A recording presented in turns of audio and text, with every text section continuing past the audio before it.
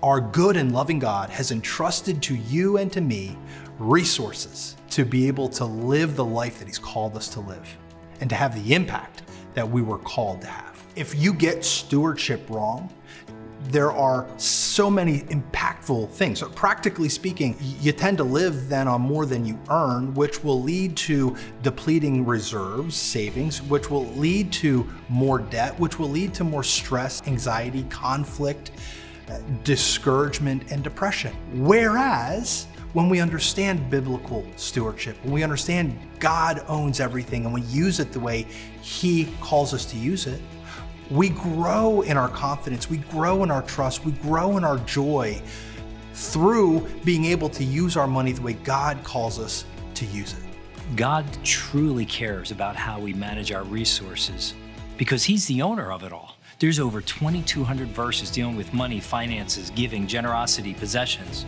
And if He does own it all, then He wants us to caretake in a good, proper, and biblical way.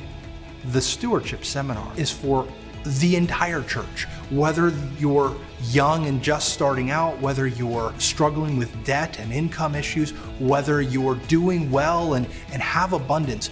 No matter where you find yourself in your life cycle, your income status, the Word of God, and I believe the seminar has something profoundly powerful to say to each one of them. During our time in the seminar, we're going to see what the Word of God says about money, finances, and stewardship because God has priorities laid out in the Word of God, how you and I ought to live with the resources He has put into our care. We're going to teach you about how to handle money, about how to think about money, how to invest money, how to transfer money well. We're going to talk about money, a lot of practical, helpful things for you to know. During our time in those 3 days, we're going to have some preaching.